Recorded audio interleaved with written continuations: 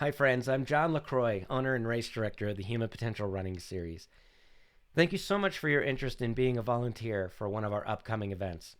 It goes without saying, but I'll say it anyway, that events like ours cannot happen without buy-in as volunteers from our community of runners, their family, their friends, and complete strangers. So thank you so much for your interest in being willing to volunteer at an upcoming event.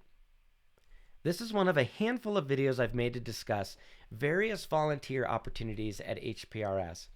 I'd like to encourage you to watch the other videos if you feel a different position may be of better interest to you. This video covers the basics of volunteering for the race finish line.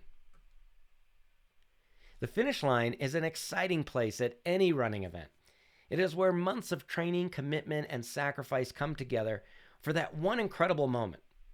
At the finish line is where we bring closure to this process and celebrate everyone's accomplishment. There are a few different roles at the finish line, and I just want to go over them now. The first role is timing. In this role, you'll have a sheet of all bib numbers listed numerically from 1 to whatever the highest bib number assigned was. The first thing we do is we mark DNS, which stands for Did Not Start, next to the bib numbers of all runners who did not start the race or who didn't make it to the starting line. No-show rates at events like ours are anywhere between 10 and 20% across the entire industry. The second thing we do is mark DNF, which stands for Did Not Finish, or at HPRS it stands for Did Nothing Fatal, next to the bib number of all runners who dropped from the race while out on the course. The remaining bib numbers should remain blank until the runner crosses the finish line.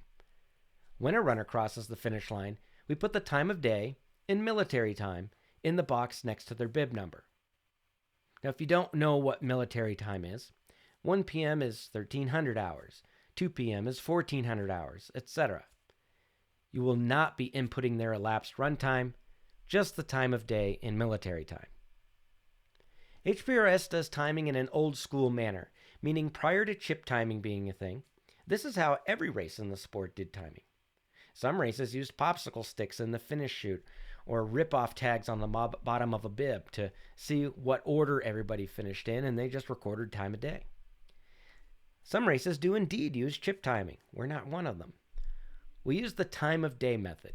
We only record hours and minutes, and we only use seconds in the event of a tie or multiple runners finishing in the same minute to indicate who crossed first. And that really does only look like and 1 second and 2 seconds, not the literal seconds. Because we do timing in this way, it is a job that requires attention to detail and a commitment to recording accurate time of day in a legible manner for every single finisher. Now, the second role at the finish line is awards. Once a runner crosses the finish line, give them a few seconds to breathe and let their emotions out. Don't rush up to them or crowd them. Just give them a second. This is a big moment for some. Once they've had a moment to collect themselves, step up and give them their award. Awards can be simply handed to a runner, or you might ask permission to hang it around their neck. Once you give them their award, the next step is to offer encouragement. Give them a fist bump. And in some cases, you might ask, "Can I give you a hug?" A lot of folks don't understand the hugging at HPRS, but allow me to explain. Many runners who participate in this sport are doing so for therapeutic means. Someone giving them a warm embrace at this pivotal moment can prove to be incredibly powerful. But we must be sure that we have permission to enter a runner's personal space and not just hug someone without that permission. The same thing goes for hanging an award around somebody's neck. Not everybody likes somebody's hands coming at their neck. So that's why we ask, can I hang it around your neck if that's what you'd like to do? The next thing we do is to offer them some support, to let them know if and where they can obtain finish line snacks and fluids. Let them know if they need anything, let us know and we can get it for them. You might be assisting with the taking of photos. Yeah, you're going to be a photographer. In everything we do at this juncture in the event, our goal is to celebrate the runner, thank them immensely for coming, and mention, we hope you'll join us again. I like to throw in I hope you did good work on yourself out there. In all cases, we want to extend our love and support to our friends in this triumphant moment.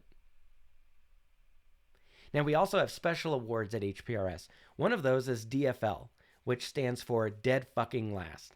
The runner who crosses the finish line last in each distance at our events will receive a special award signifying their accomplishment. And this award comes with a bottle of wine, a free entry to a future HPRS event, and of course, some special standing award that we had made for them. As we start to get near the back of the pack in each distance, as the number of runners we're waiting for is dwindling, it is incredibly important that we keep an eye out for who is going to receive this award so we can send them home with it. The last thing we do at the finish line is match runners up with a shirt or swag that they haven't received yet. Sometimes runners didn't make the t-shirt deadline when registering, which is about 2 weeks out from the race. And they'll be looking for any leftover shirts at the finish line that they can take home with them. Direct them to where the shirt box is, or whoever oversees this task, to get them matched up with a shirt. In some cases, you'll just tell them that I will communicate details about obtaining a shirt in the post-race email. You may be getting a runner their swag, providing they haven't obtained it yet. Look, the role of finish line volunteer is not the most difficult, but it is one of the more important.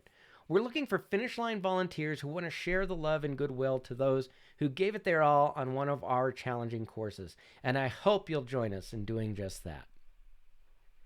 For all of our volunteer positions, you will receive an email about 2 weeks out from the event reminding you that you signed up to volunteer for one of our upcoming events.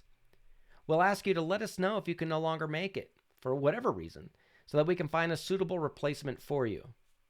In general, we ask that you please mark your calendar right after you sign up for a volunteer position so that you are not surprised when you receive this reminder email.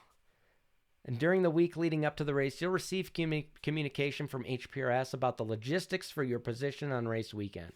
We'll let you know the who, what, when, where, and how of what you'll be helping us with. We provide all of the supplies you'll need to do your job with us.